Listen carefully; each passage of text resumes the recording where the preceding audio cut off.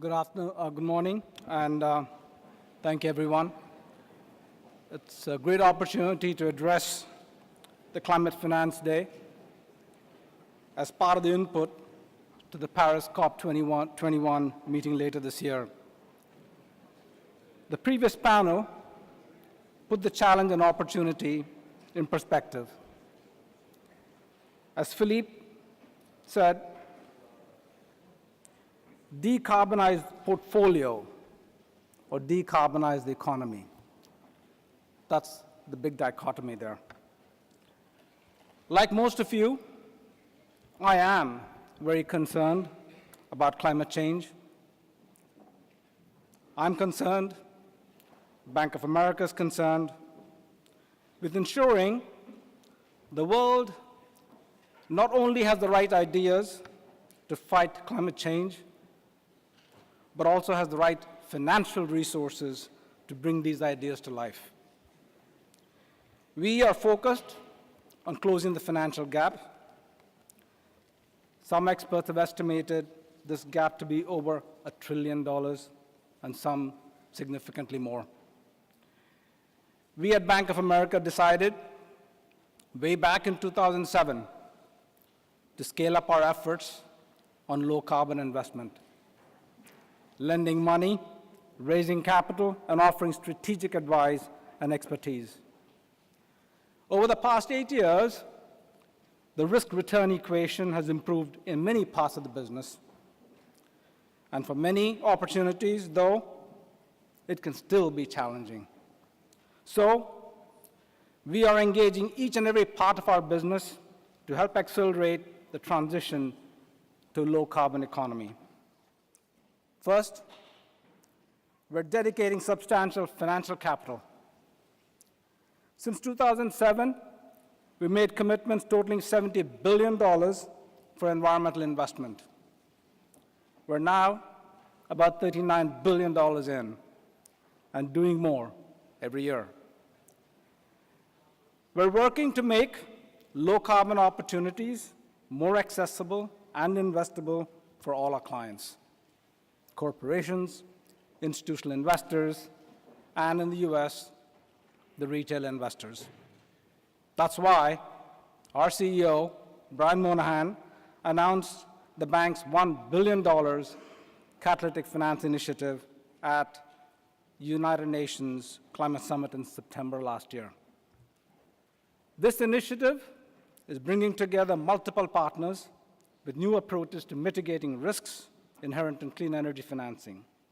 Today, our credit exposure to renewables is 3 times as much as our exposure to coal mining.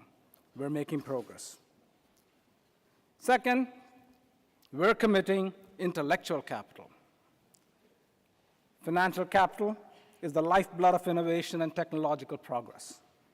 Perhaps even more important is dedicating intellectual capital or creating innovative financing solutions to broaden the investor base and accelerate capital flows. As an example, for the $2.4 trillion in assets we manage for clients in our wealth management group, we've developed what we call a green shelf to make it easier for our 15,000 financial advisors to provide green-themed investment products that respond to clients' interests in value-based investing. We have seen 40% growth in ESG-related assets under our management. In our investment bank, we've been leading design of products like renewable energy yield codes and corporate green bonds, and we've talked a lot about corporate green bonds here today. We led the first ever green bond for the European Investment Bank in 2007, co-developed the green bond principles with a coalition of issuers, investors, and intermediaries. In 2013, we issued our own green bond, the first ever by a US corporation. And just last week, ladies and gentlemen, became one of only a handful of companies to issue its second benchmark-sized green bond.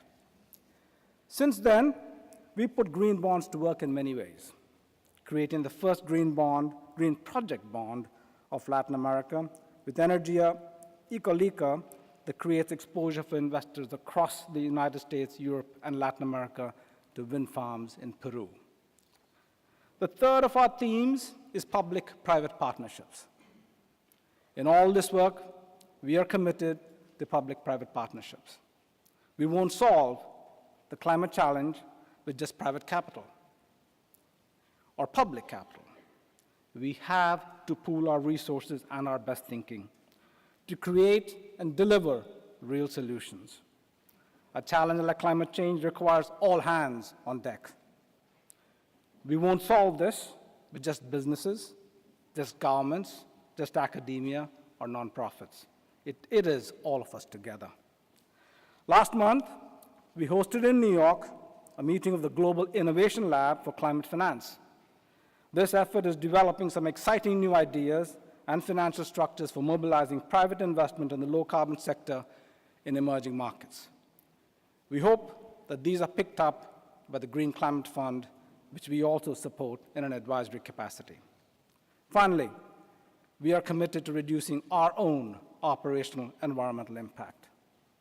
We're reducing the environmental impact of our operations and our 220,000 employees around the world. We have some of the most aggressive operational goals in the industry, well beyond IPCC recommendations, and we offer employees financial assistance in purchasing low-carbon products like electric vehicles and solar panels. All of us in this room know that we must quicken the pace to address the threat posed by climate change. A deal in Paris by policymakers provides a catalyst for low-carbon investment flows. I look at our industry, financial services, and believe we play a unique role. Our industry holds the key by unlocking capital that can help fund the innovations that will lead to a cleaner energy future. Some of you may know that I was co-chair of the Sustainable Energy for All initiative of the Finance Committee of the World Bank and the United Nations. We estimated that to achieve the three lofty goals of SE for All, which is energy access for all, doubling renewables from 18 to 36%, and doubling energy efficiency by 2030, we need $750 billion a year. That's a lot of money, $750 billion a year. 325 by the MDBs, and 325 billion from private sources. To bridge the gap and make the projects more financeable and investable for the private sector, we concluded a few recommendations I'll share with you. On the MDBs, Rachel Kite, the World Bank, and her team and we worked together on.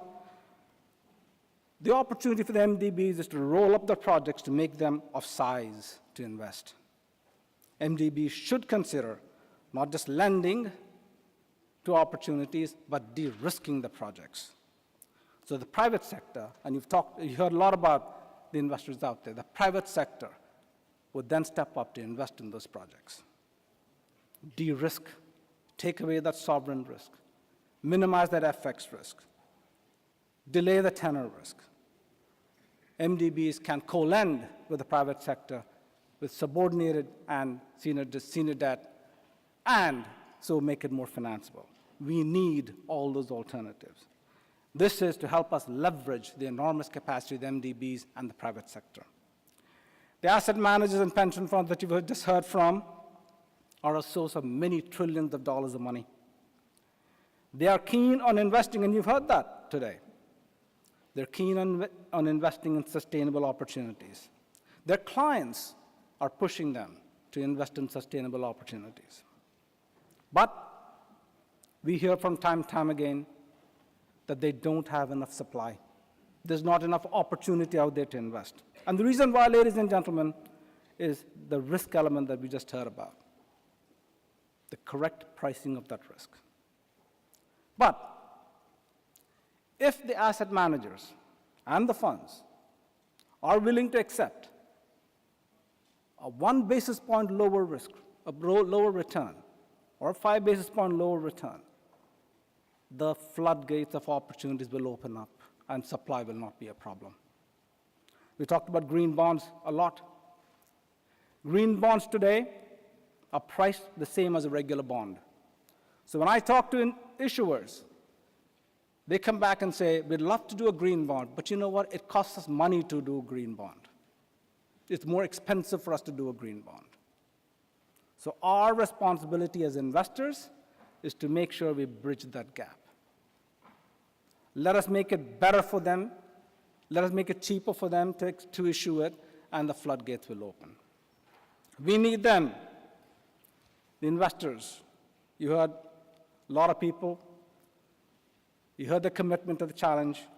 We need them now to make it financially attractive for us as an industry. All of us on the commercial banking and investment banking side can help facilitate the velocity of change. We can help in the early project evaluation and support. And I urge all of you to come join in the catalytic finance initiative announced at the United Nations. Let us assign some capital at risk. Let's support some more projects. Let's accept some more risk. Let's accept a low return. And let's support that industry. Philanthropic funds have said they want to support the growth also, and they're prepared to step up and take the first loss and the sovereign risk. Many opportunities there. The sustainable energy for all example I gave is an important piece of the overall climate solution, a good example. Roll-up is similar for other larger solutions for climate challenges. We have all heard today of the challenges ahead in the last couple of days. We sense the urgency. We embrace the need. Our task ahead is to bridge the gap between the sources of funds and the needs. And that, ladies and gentlemen, is the path to success. Thank you very much.